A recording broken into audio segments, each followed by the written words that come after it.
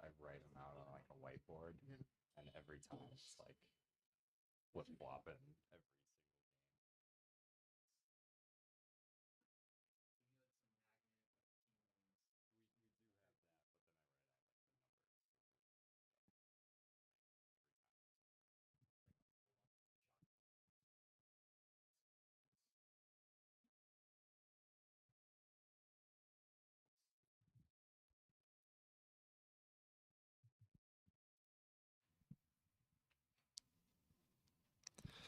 All right, we are joined here by midfielder Georgi Mihailovic. We'll go ahead and start off with his general thoughts on tonight's match. That was a good win.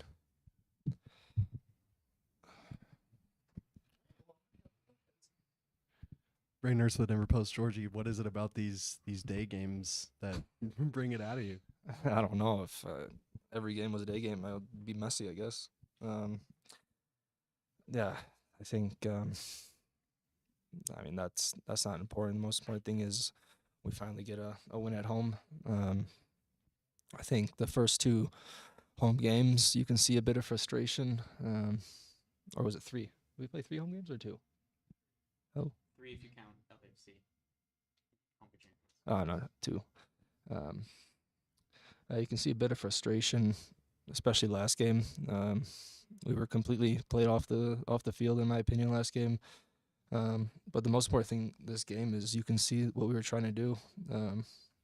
Especially the start of the second half was great. 20 minutes, we were all around their goal in the final third, and the most important thing is we didn't change. We didn't get frustrated. We stick to the plan, and that's the biggest thing. That's what gets us the win. And apart from that, you see the work the back line put in to stop those attackers. And it seemed like Zaha just quit halfway through the game, and Ajimang, he's a big presence, and Maxo a couple of times in those 50-50s just outmanned him. So yeah, it's great up the field. We put the game away, but also a clean sheet against this type of team is good. Matt Pollard, Burgundy Wave. Georgie, to your point, similar first half other than the own goal from last week to this week in terms of getting into good areas and the team kind of grows into the game.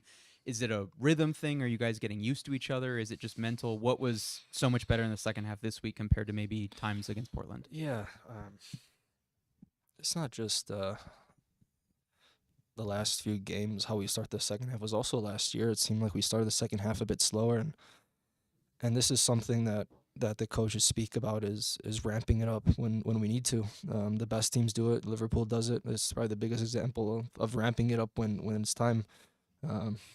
And we didn't, like I said before, we didn't veer away from what the plan was. We know we love to put teams in fast games here, given the environment we're in.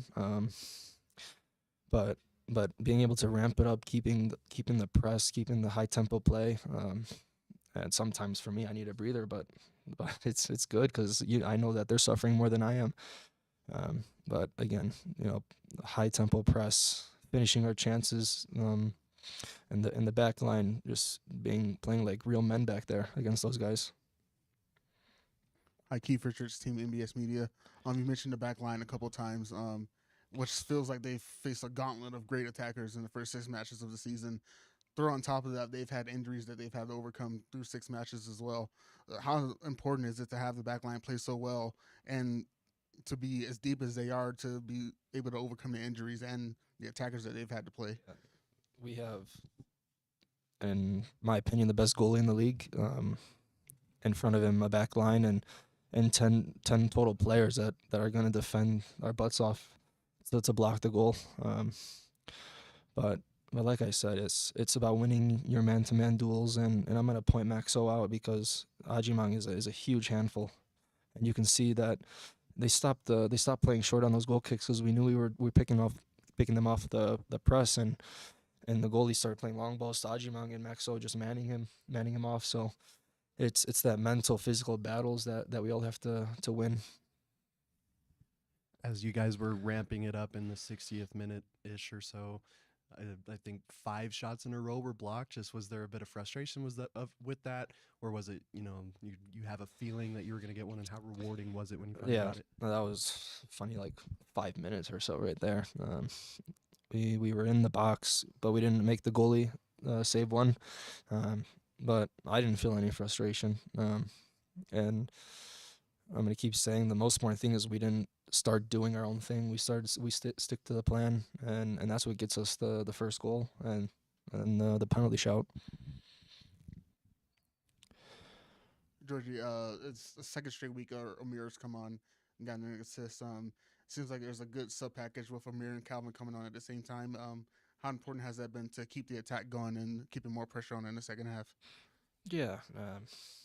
Look, we have quality in the starting 11, and the guys coming off the bench, they can all change games, and the coach, he makes his decision on the starting 11 and then to bring the players in. But the most important thing is everybody has a good attitude, good mindset, no matter your role, because we're gonna need everybody. And in the important moments right now, you see like San Jose, those two guys come on and get us the win there. Amir comes on, Calvin comes on again, causes trouble when we needed it most. Yeah, I'm happy for them too, because I know maybe they don't think they're playing as much as they want to. That's normal, but to have a good attitude when you come on, make a difference every game, that's good. Georgie, any debate between you and Hoffa on who's taking the pen? No debate. Walk me through the play you saw in the first goal. Yeah, I guess it's we talk about this all the time. When the ball gets wide, how many numbers you can get in the box. There was a few times in the first half, but it was really clear in the second half the amount of chances we got coming from the wide guys putting in these crosses. Yeah, I was surprised that nobody picked me off. I was a bit of a late runner, holding my position on the penalty spot, and Amir, with a great ball, able to find me. Hi, Georgie. Vitas Carosella, Glory Magazine. I saw for both of your goals you celebrated with the fans section there. Just wanted to know what having that kind of support means to you. Of course, this is why we play the games, for the fans, for entertainment. And yeah, I think this was the first home game where we attacked them in the second half, and it's a good feeling. It's a different feeling, which is, it's weird to say that this shouldn't be like that, but when you're attacking the side of your proper fans there, it gives you a lot of energy. Yeah, I think you see through cold weather, through wind, whatever it is, they're out there, and for me, maybe there was a bit of frustration not getting a goal before this one, a long time without a goal, and yeah, I was happy to finally cut that drought. Thanks there. Thank you, Jordan.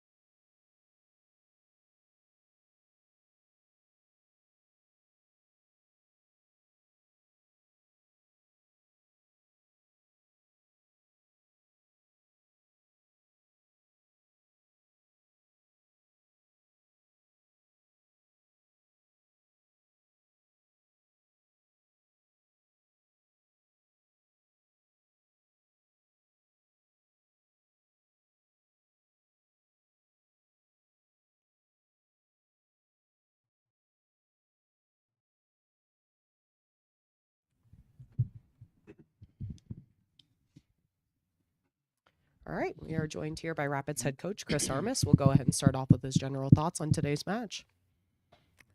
Today was a really good reaction from our team after the last game, and we know we're usually really good at home. We play well in front of our fans, who once again came out.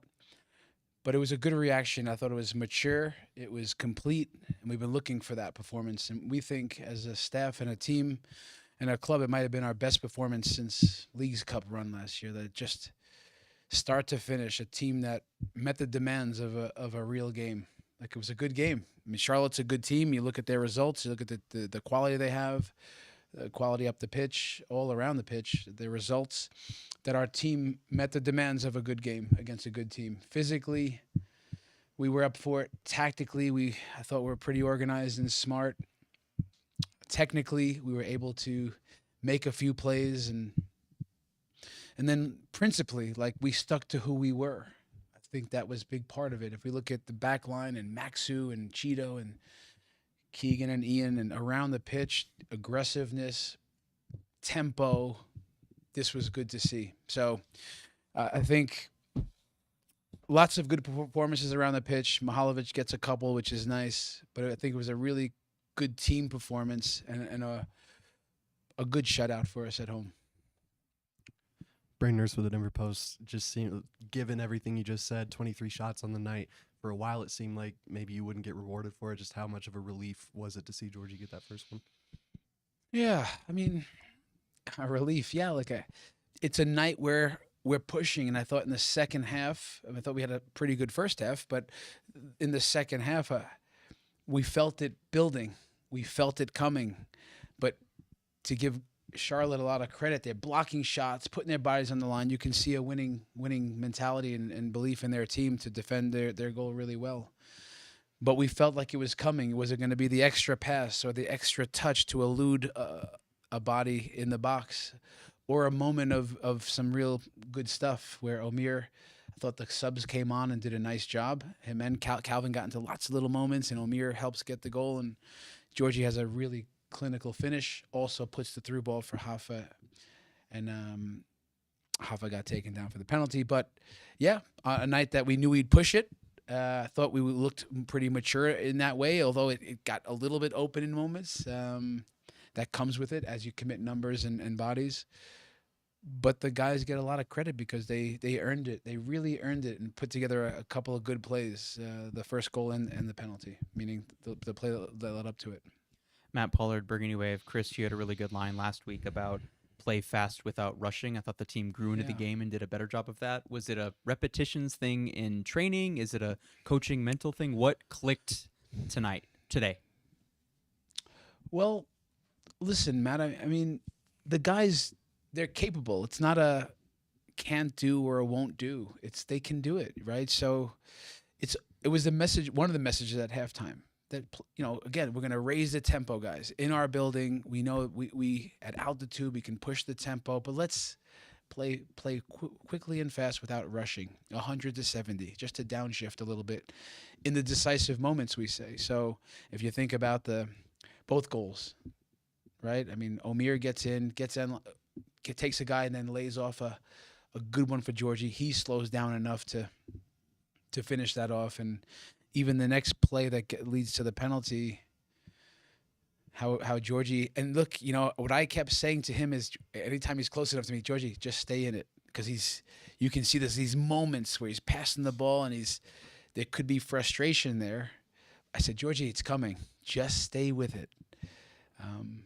But on that second goal, the pass he gives to play Hafa through is a really, really good one. The timing, the weight of the pass. So yeah, these moments where they have it in them, but it's not so easy when there's another team trying to take away the speed, take away the depth.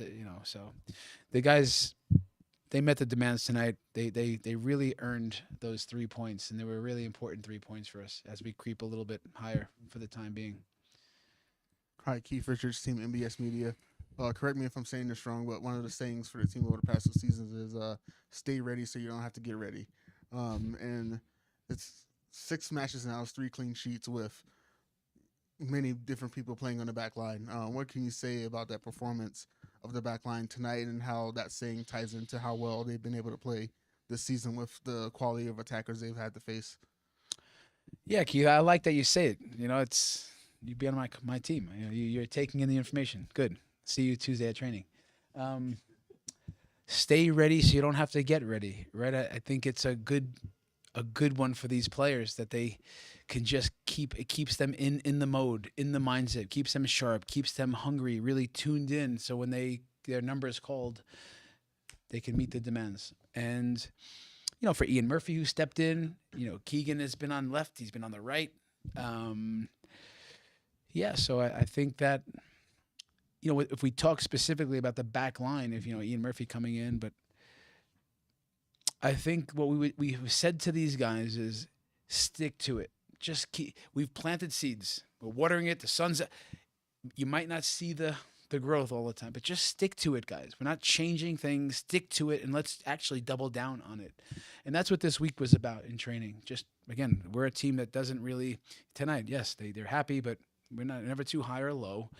And we have a process. We have a way of doing things around here. We have principles of play, let's say, every team has, that becomes your reference point of at halftime, what do you say? We get right back to who we are and what we're setting out to do. But tonight was a really good example of who we can be. And that should become the for me, a benchmark. We've raised the bar a little bit of focus and concentration and sticking to who we are and meeting the demands again of a really good game. So yes, the stay ready to get ready is something we talk a lot about here for guys that aren't always on the inside straight away, with the starts. You mentioned Omir's value off the bench. He's got 2 assists off the bench this year. Is there kind of a decision to be made at this point about who's starting out wide, or is that kind of his role at this point, is coming off the bench? No, it's not a role. Omir's a starter in this league. I think on our team he is a starter. Did he start tonight? No, but no, it's not. He's not that 6th man automatic, come on in and accumulate certain amount of minutes that way. No, it's competitive. The internal competition that we have going on. Listen, guys, when Connor Ronan, Sam Vines, Ku Pietro, they're coming back in.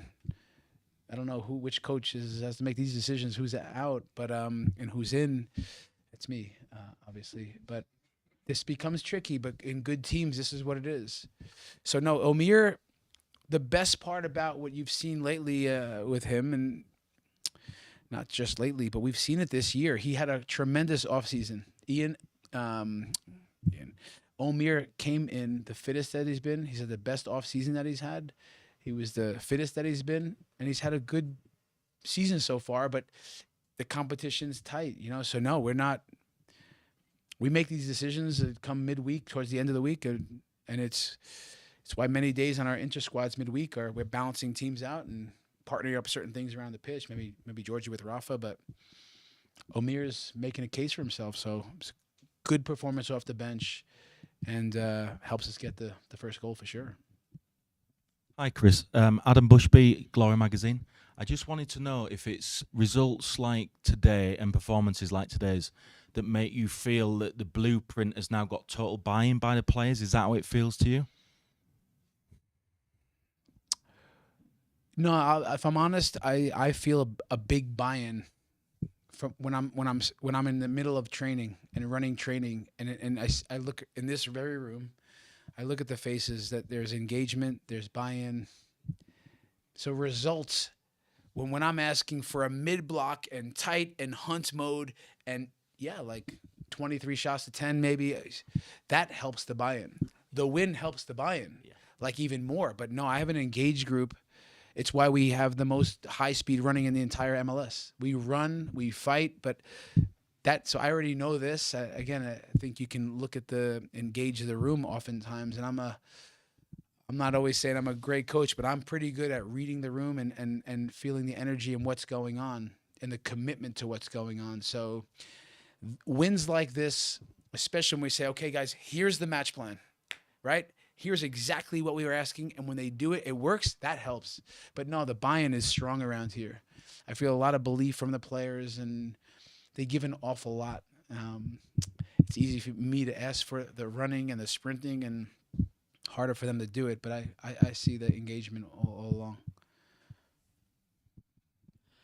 Chris, Taking nothing away from what Adam Beaudry did last week, excuse me. Zach Steffen comes back, looks comfortable. Defense did a lot to where there were large stretches where he didn't have a lot to do. When he had to, he came up big. Your Yeah. thoughts on him coming off, maybe playing with a little bit of flu and getting another clean sheet? Listen, Adam Beaudry. First off, he's a tremendous goalkeeper, and he is a future. He's got a big future. If we're being honest, in many ways, we hope that's here with us at some point. But his exposure when he's on the youth national teams, and he's got a big future ahead of himself. And we didn't do him great service, when he was in the net last week, where we could have defended better in front of him. When Zach's back in, he obviously brings quality, brings leadership, and on the night, he made some big saves. He makes a big one at 0-0, down low to his left, and his distribution was solid, but he was steady once again. And Zach is bringing the steady guy, the winner, the leader that we need back there. So when we talk about our back line, and we have these unit meetings in this room with the back line, Zach's always in that. And Adam, the goalkeepers, they're part of that. They're connected to the back line. So another day at the office for Zach Steffen, but solid. We needed him tonight. He came up when he needed to. Don Pablo represent great game coach. Excuse me. Can you comment on Connor and then the debut of Alex Harris tonight?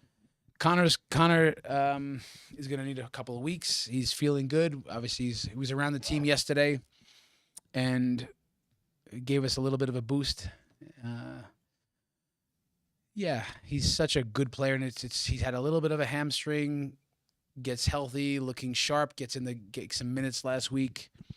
Then has this appendicitis, but in this moment, it's just about general health. Get back. He's a very fit player. He's so intelligent.